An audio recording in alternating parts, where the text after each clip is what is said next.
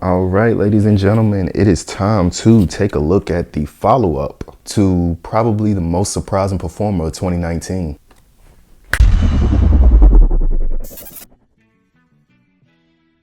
What's going on, everyone? My name is Jalik from WearTesters.com. Welcome to the official WearTesters.com YouTube channel. Today, we have the Nike Zoom Rize 2. Ever since the performance of the original Zoom Rize, I've been waiting and wondering if they would put out a part 2, and indeed Nike did. Still not out here in the States quite yet.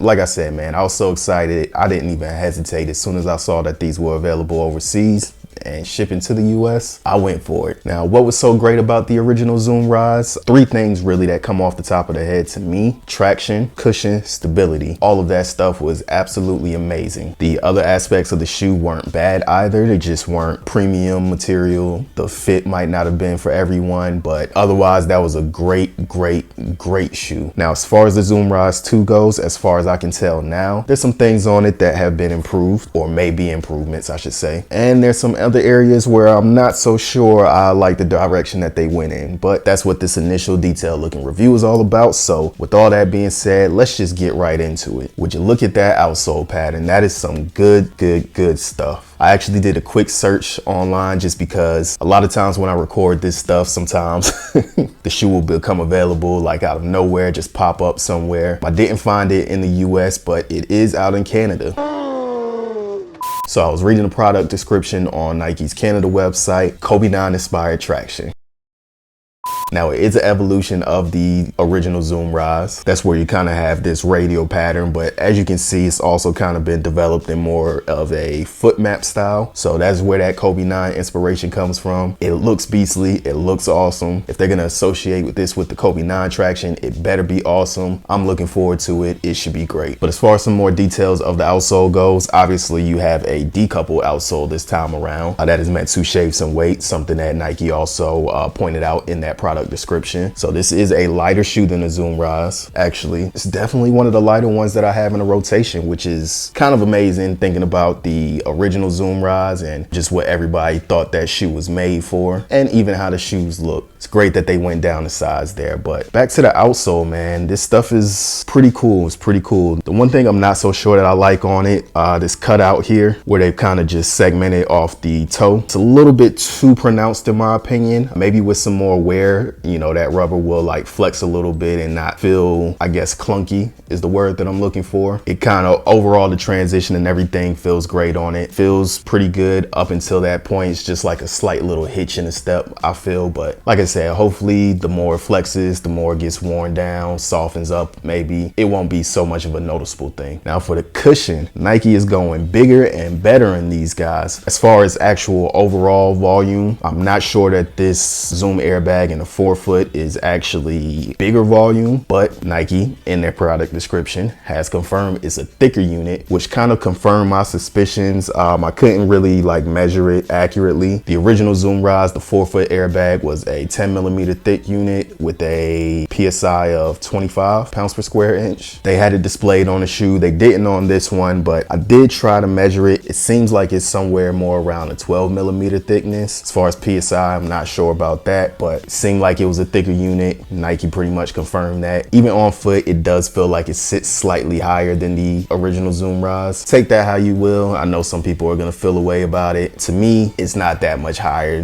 where it would make a big deal. If you can handle something like the Zoom Rize, I don't see why you wouldn't be able to work with the Zoom Rize 2 as far as height off the ground goes. But yeah, it's awesome. The Zoom Air unit feels awesome underfoot. I'm a little bit heavier of a guy, so it's not really too much for me to get everything activated up there in the forefoot. As far as the heel foam goes, still not specified what it is, but it feels great. Just about as great as the original Zoom Rize and its heel foam. Nice, bouncy, springy, comfortable on foot. No complaints whatsoever about that. Now moving on up to materials, probably another area where they shed some weight. The original Zoom Rize kind of just was a overall just bulkier construction. It had a lot of padding and everything. They thinned a lot of that out here on the upper. Still a basic textile, nothing special or premium about it. But one of the cool touches that they did, they added those polyurethane print pieces all over the shoe, similar to what they did in the Air Zoom BB NXT. Did I get that right?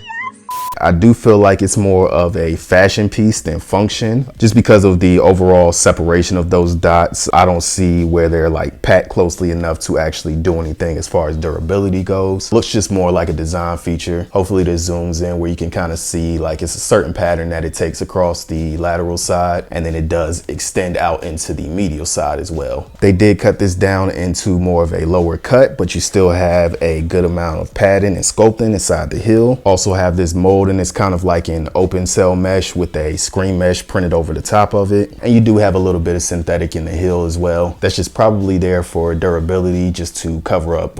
Usually there's like a seam or something that goes down the heel, so that's probably just there to cover that up and keep that protected. As far as fit goes, I believe I mentioned this earlier in the video, but I did get these over from Asia. So it is the Zoom Rize 2 EP, which is enhanced performance. To my knowledge, they are built on a wider last. So what I did with these is I went a half size down. That's the same thing that I did with the Air Zoom BB NXT. However, on these guys, these are a little bit more narrow. I'll be honest. So for someone like me, I don't have a narrow foot. I'm more like an average, slightly narrow footer. So this actually works out very well for me. This is about as close to a 1-to-1 fit as I could ask for. My toes are right up there, sitting comfortably at the edge of the shoe. Something like the Air Zoom BB NXT, I do think that one, getting the EP version at least, that was a good choice to go a half size down. It fits me well, but that one is just slightly wider in the toe box in comparison to this one. As far as you wide footers, what I'm actually going to suggest, since this is not the US retail version, is when this does come out in the US, try the shoe on. It's a team shoe, so it should be available at those retailers like Dick's Sporting Goods, Shields, where it's just, you know, a whole open world to just try on the shoes and see what the best fit for you is. That's going to be my recommendation. Hopefully I'll get my hands on a pair of the US retail version at some point. Just stay tuned to my socials if you want to get any type of updates if I do happen to do that. And while we are talking about US retail versions versus the Asia retail versions, I do want to jump back into the traction. This actually is a XDR rubber, so I'll be trying to test this out outside as much as I can. Probably didn't get the right colorway for that, but it is what it is. We're wear testers. We tear our kicks up anyway. And as far as support and stability goes, this is one of the areas where I'm a little concerned. So if you saw Chris's performance review on the Air Zoom BB NXT, you would notice he had some issues with that Zoom AirPod on the lateral side. I mean, you guys see how far this Zoom bag extends out. So it's pretty much that same issue times 2 on this one. So this whole 4-foot area here. But yeah, it extends out far, but the way that it's curved and everything, and not being as stiff of a plastic as it probably should be, I'm gonna have to be careful with my steps in this one, I think. Hopefully I get to a point where I'm comfortable just playing naturally, making whatever moves that I want to make. I'm not really so much of a lateral mover, but at some point throughout the course of a game, you know, you got to try some different stuff. So we'll see how comfortable I am with doing that stuff, and if I do it, if there's any issues or anything. But that is a concern of mine. I wish that they would have kind of put like a true outrigger, something that extends out a little bit further at the bottom, or just overall make it a wider base, you know, something. But we'll see how it goes, TBD. Now that caging along the lateral side does extend into the midfoot shank, so you have that TPU there, and so far that does feel like it's doing its job pretty well, so no complaints there. You do have an external heel counter, not the strongest or anything, but you know, should be enough support for this. And that's pretty much gonna do it as far as like some of the main specs on the shoe. That's about all I got, unless y'all want to talk about this colorway. As I was recording and talking, I kept thinking about the outsole on these guys. It's pretty interesting. If you turn it this way, it's purple on both sides. Flip this one over, you got purple and pink, or crimson, whatever they want to call it. Flip it this way, you got teal and crimson. Interesting choices, I don't know. But anyway, that's probably gonna get cut out of the video. It's not really all that relevant to anything. So with all that being said, I'd like to thank you all for watching, taking the time out of your day to hang with us here at WearTesters. Till the next one, y'all be safe, take care of one another, take care of yourselves. Happiness, health, peace, equality. My name is Leek, that's a L, a good L.